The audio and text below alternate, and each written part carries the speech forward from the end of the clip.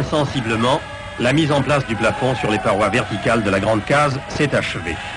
L'opération a pleinement réussi et pour terminer cette phase importante de la reconstruction, il reste seulement à fixer et à relier entre eux les divers éléments du grand plateau.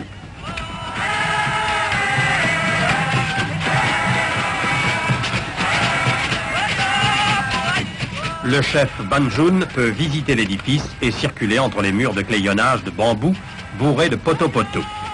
À travers les interstices de la charpente, la lumière du soleil passe en chœur et les rayons et les ombres dessinent sur le sol des grilles géométriques.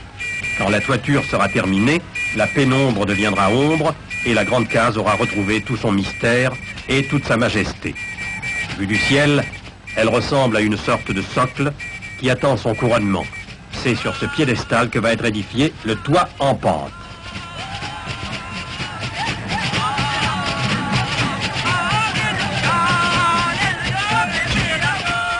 Selon les mêmes méthodes dictées par l'enseignement des anciens du village et avec les mêmes matériaux que ceux utilisés pour la base, assemblage de bambou constituant des charpentes préfabriquées, les habitants de Ban Jun abordent maintenant la phase suivante de la construction. Préparées au sol, les grandes charpentes triangulaires doivent prendre place l'une après l'autre sur le plateau prêt à les recevoir. Magnifique travail collectif qui dresse pour le moment, sous le ciel africain, des charpentes compliquées évoquant un peu les perspectives de la Tour Eiffel.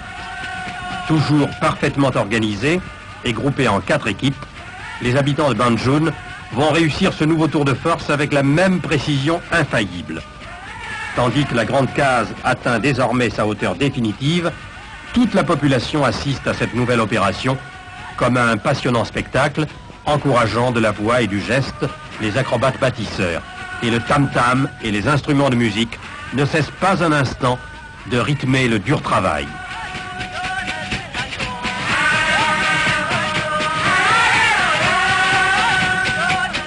Il ne reste plus à présent qu'à hisser et à ajuster la 4e charpente.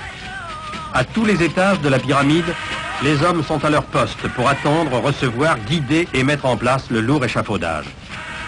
Dans la plupart des pays, un travail de ce genre s'effectuerait avec l'aide de puissants moyens mécaniques, treuils, grues, palans, poulies. Mais le peuple bamiléké n'a pas attendu les commodités du progrès technique pour réussir de pareilles entreprises. Ce qui fut fait jadis uniquement par la main de l'homme peut être refait aujourd'hui exactement dans les mêmes conditions. L'ingéniosité, la méthode et l'esprit d'équipe suffisent, comme par le passé, pour vaincre les difficultés. La nouvelle grande case sera la preuve concrète que le peuple bamiléké sait conserver des traditions qui font honneur au Cameroun tout entier. Tandis que les charpentiers achèvent leur ouvrage, d'autres équipes ont préparé au sol les bottes de chaume. Grimpant sur la charpente terminée, les couvreurs vont intervenir à leur tour. Leur habileté n'est pas moins grande que celle des autres bâtisseurs.